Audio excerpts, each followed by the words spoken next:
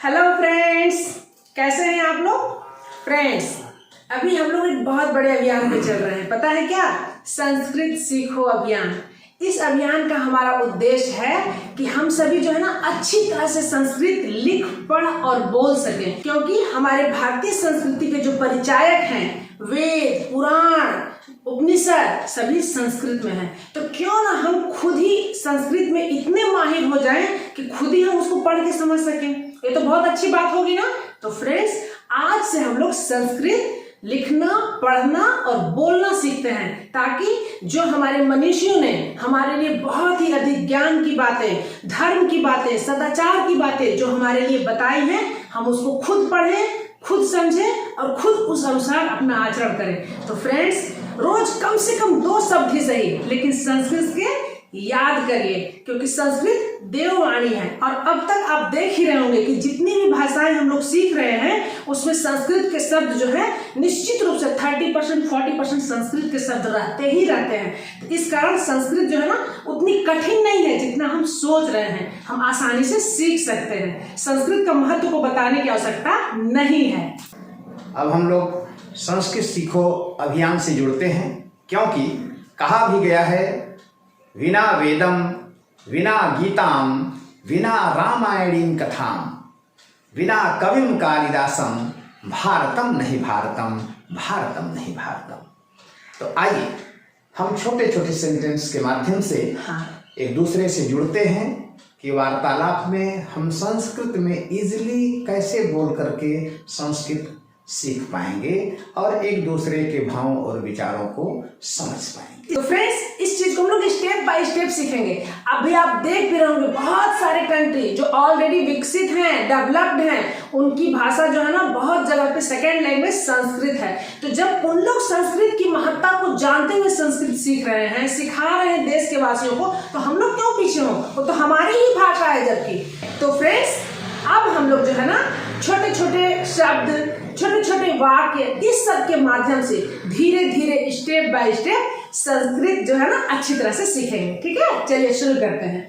आज इस वीडियो में हम लोग देखेंगे मेरा, तुम्हारा और किसका का प्रयोग। मतलब यदि कोई भी सामान, मान लीजिए मेरा है, मेरी है, तुम्हारा है, तुम्हारी है, या किसका है, किसकी है, पूछना है, बताना है, तो इसका प्रयोग हम लोग संस्कृत में कैसे करेंगे उसके बारे में बातें करेंगे। और हमारे साथ आप तो जान ही रहे हैं कि हमारे जय सर हैं, जो हमें बहुत अच्छी तरह से संस्कृत सिखा रहे हैं। नमस्ते सर। नमो नमः। तो सर शुरू करते हैं। सर, आज हम लोग जानेंगे मेरा, तुम्हारा व किसका का प्रयोग। तो इसे संस्कृत में क्या कहेंगे, पहले से बताइए सर। देखिए, हाँ, मेरा के लिए शब्द है मम। मम। अब मम से सिर्फ मेरा ही नहीं होगा, मेरा, मेरी, मेरे। अच्छा, तीनों के लिए मम हो जाएगा। तीनों के लिए मम होगा। हाँ, चलिए। तुम्हारा, हाँ, अब तुम्हारा भी ठीक उसी तरह से है। हाँ, तो हाँ, तुम्हारा, तुम्हारी, तुम्हारे। तो हम लोग को जो है मेरा, मेरा, मेरी, मेरे जो करने हमें, हमारा तो बदलता रहेगा, लेकिन मम नहीं बदलेगा। तो हमारा तो तुम्हारा, तुम्हारे, तुम्हारी बदलता रहेगा, लेकिन तो नहीं बदलेगा। तो इस मामले में थोड़ा संस्कृत सरल हो गया। और सर किसका, किसका में अब हम देखेंगे कस्य, कस्याश्च प्रयोगाः लिखा हुआ है। हाँ, कस्य पुल्लिंग में होता है। किसका के लिए? किसका के लिए। अच्छा, कस्य हो गया किसका के लिए। और कस्याः, आप यहाँ देख पा रहे हैं कस्याश्च लिखा हुआ है। जब इसको हम इसका विच्छेद करेंगे तो होगा कस्याः। अच्छा, कस्याः च। अच्छा, कस्याः मीन्स किसका, किसकी। अच्छा, ये किसकी के लिए? किसकी, च और जो हम वो लगाए हैं इसके लिए। प्रयोगाः, प्रयोग, यूज। हाँ। तो फ्रेंड्स, यहाँ पे देखिए, यहाँ पर बस किसका लिखा है, किसका, कस्य। लेकिन जब किसकी बोलना होगा तो हमें कस्याः का प्रयोग करना पड़ेगा। ठीक है। तो अब इसके बाद हम लोग देख लेते हैं वाक्य में इसका प्रयोग कैसे हो रहा है। सबसे पहले यदि हमें सर कहना है, यह मेरा विद्यालय है, this is my school, this is my school. तो यह मेरा विद्यालय है। अब हमको देखना है कि विद्यालय शब्द पुल्लिंग है। हाँ, विद्यालय शब्द पुल्लिंग। तो विद्यालय शब्द पुल्लिंग है, इसलिए पुल्लिंग के लिए आता है अयम। अयम।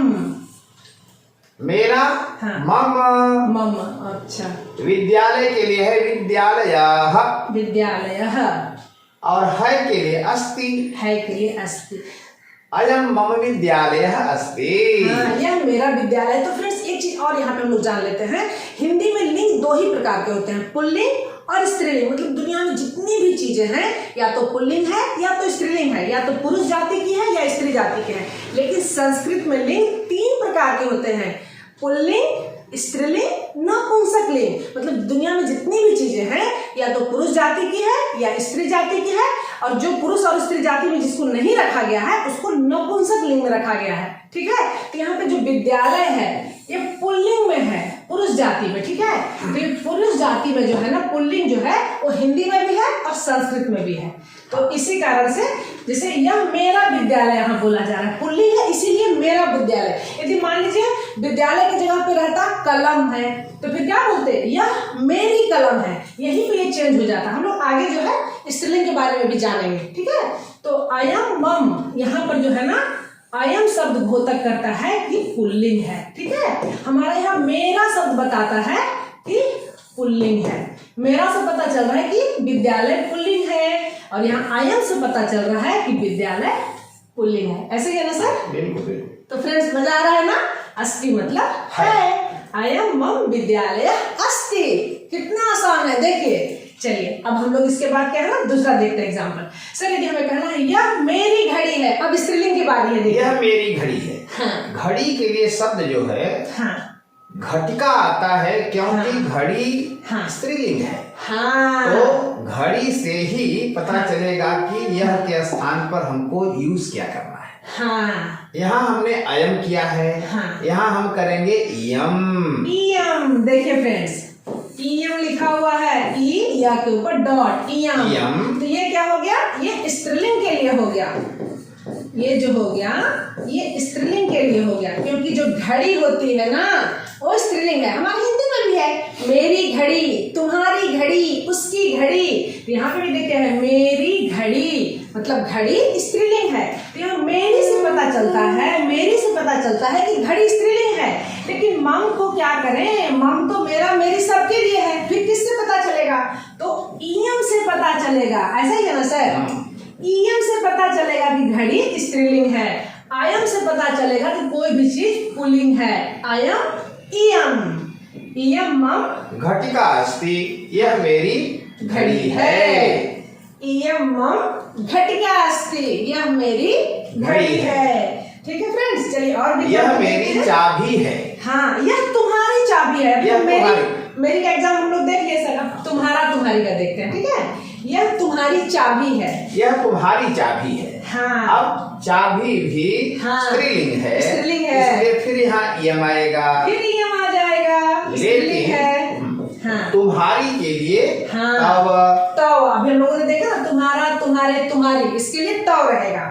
तव, इसके लिए तव। तब हाँ। क्योंकि इससे ऊपर हम जो देखे हैं वह मेरी, मेरा, मेरी, वो मम, हाँ मम हो गया मेरा, मेरे, मेरी के लिए। अब हम लोग तुम्हारा, तुम्हारे, तुम्हारी देखते हैं, लेकिन इसके लिए तुम्हारा, तुम्हारे, तुम्हारी सबके लिए तो तव का ही प्रयोग करना है। हाँ।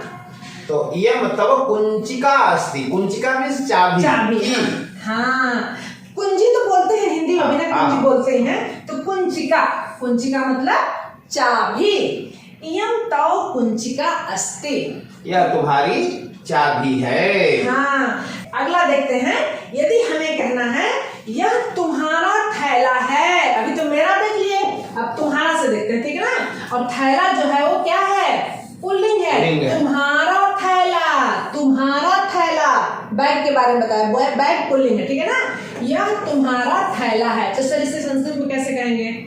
यह के लिए अयम रहेगा, अयम रहेगा। तुम्हारा के लिए तव रहेगा। हाँ, तो फ्रेंड्स अयम क्यों आया, क्योंकि वो पुल्लिंग में है। थैला जो है पुल्लिंग है, पुरुष जाति में है, इसलिए अयम आया। स्त्री में रहता तो इयम आता। और थैला का संस्कृत वर्ड है स्यूतः। स्यूतः, थैला, बैग। हाँ। अयम तव स्यूतः अस्ति। हाँ, अयम तो तुम्हारा, स्यूतः थैला, अस्ति है। बहुत बढ़िया। यह किसका है? हाँ, अब किसका सर, यह किसका है? अयम कस्य अस्ति। हाँ, यह किसका है? अयम कस्य अस्ति। अब थोड़ा सा यहाँ से बताना चाहूंगा हाँ। कि अगर पुल्लिंग है हाँ। तभी हम अयम यहाँ लिखेंगे। हाँ। अगर नपुंसक लिंग है हाँ। तो हम यहाँ इदम का प्रयोग करेंगे। अच्छा, इदम। हाँ।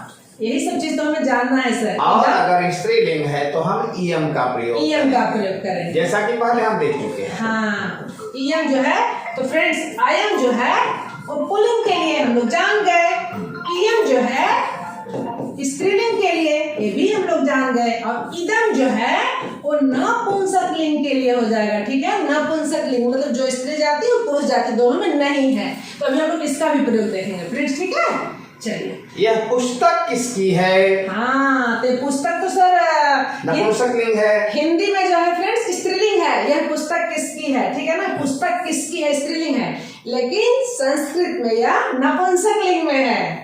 इसलिए हाँ, इदम शब्द का प्रयोग किया गया है इदम। यह के लिए। हाँ, इदम कस्य पुस्तकम अस्ति। अच्छा। यह किसकी पुस्तक है? हाँ, इदम कस्य पुस्तकम अस्ति। यह किसकी पुस्तक है? कस्य अभी सर ने बताया ना, कस्य जो है किसकी के लिए प्रयोग किया जा रहा है, कस्य किसकी।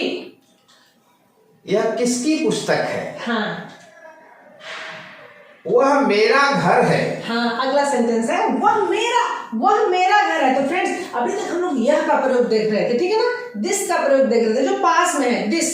अब हम लोग दैट का प्रयोग देखेंगे। ठीक है, चलिए।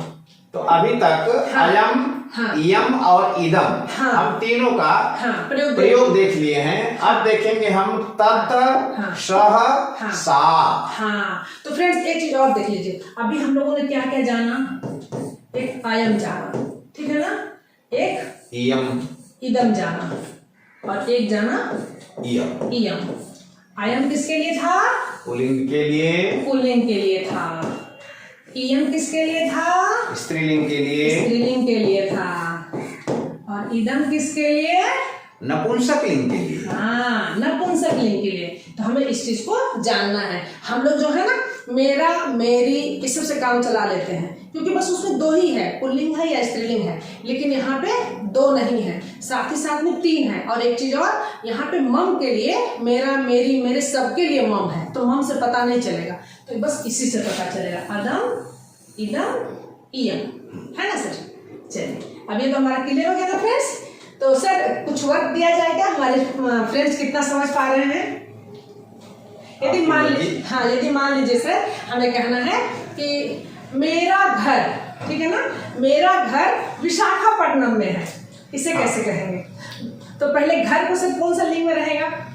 अब घर में देखिए, घर के कई पर्यायवाची हैं। हाँ, अब अगर आप निकेतनम करते हैं, गृहम करते हैं तो नपुंसक लिंग है। हाँ, तो फ्रेंड्स गृहम शब्द के साथ आप बनाइए, ठीक है ना, गृहम शब्द जो है नपुंसक लिंग में आएगा। तो मेरा घर विशाखापट्टनम में है, इसे जो है संस्कृत में कैसे लिखेंगे? ठीक है, फटाफट लिखिए और टाइप करके बताइए, ताकि हमें भी तो पता चले कि हमारा संस्कृत सीखो अभियान में आप कितनी भागीदारी निभा रहे हैं। ठीक है, चलिए अब हम लोग देखते हैं। हम लोग अभी दिस का यूज जान लिया, ठीक है, अब जो है दैट, वह जो दूर में है उसका प्रयोग जानते हैं। ठीक है, वह मेरा घर है। हाँ, वह मेरा घर है। अब घर के लिए हम जब गृहम का प्रयोग करेंगे, हाँ। तो गृहम नपुंसक लिंग है। नपुंसक लिंग में वह का प्रयोग करना है तो हम लिखेंगे तत्। तत्, हाँ, तत् मम गृहम अस्ति।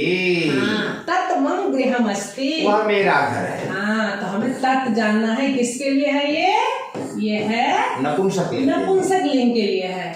हाँ, तत् मम गृहम अस्ति। वह मेरा घर है। वह मेरा घर है, तत् गृहम। हाँ, और यदि हमें बोलना है सर, अब थोड़ा पुल्लिंग में देखते हैं। नपुंसक लिंग में जान गए, नपुंसक लिंग में तत् का प्रयोग करेंगे। ठीक है, क्योंकि यहाँ पे फ्रेंड्स क्या हो रहा है ना कि मेरा और तुम्हारा से पता नहीं चल रहा है, मम और तौ भी है, दोनों से पता नहीं चल रहा है कि ये कौन सा लिंग है, तो इसीलिए हमें उसके पहले वाले जो शब्द है उसको ध्यान रखना पड़ेगा। ठीक है, चलिए यदि हमें सिर्फ पुल्लिंग में बोलना है, वह तुम्हारा भाई है।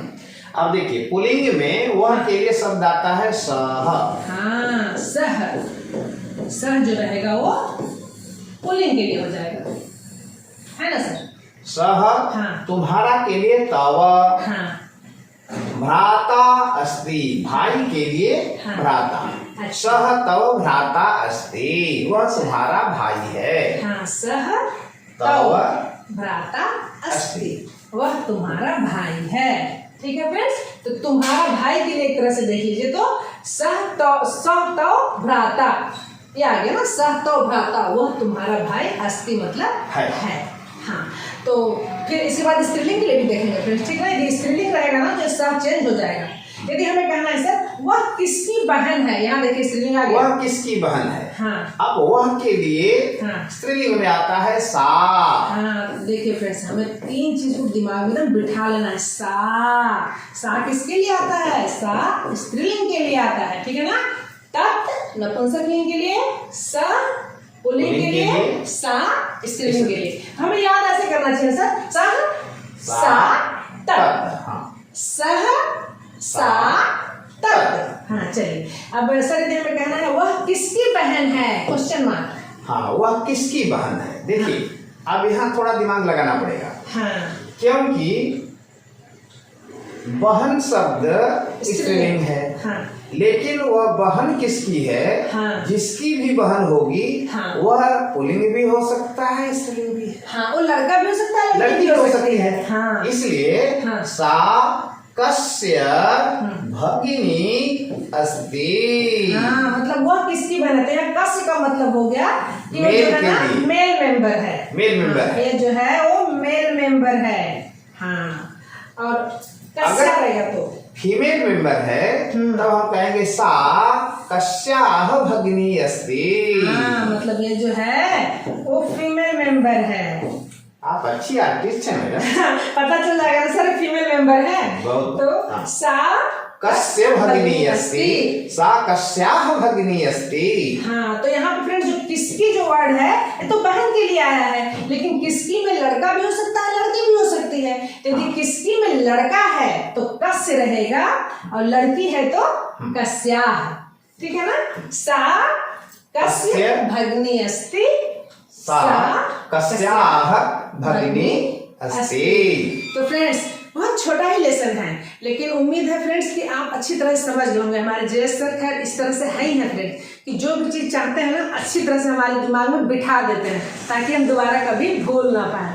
तो फ्रेंड्स कैसी लगी ये वीडियो, फटाफट कमेंट्स करिए। साथ ही साथ फ्रेंड्स आप अपने और दोस्तों को भी वीडियो को ज़्यादा से ज़्यादा शेयर करिए, ताकि जो हमारा देश भारत है ना, वहाँ से संस्कृत फिर से फले फूले और फिर से बहुत सारे वेद उपनिषद पुराणों की रचना फिर से शुरू हो जाए। ठीक है फ्रेंड्स, अगले वीडियो में फिर मिलते हैं, तब तक के लिए बाय बाय।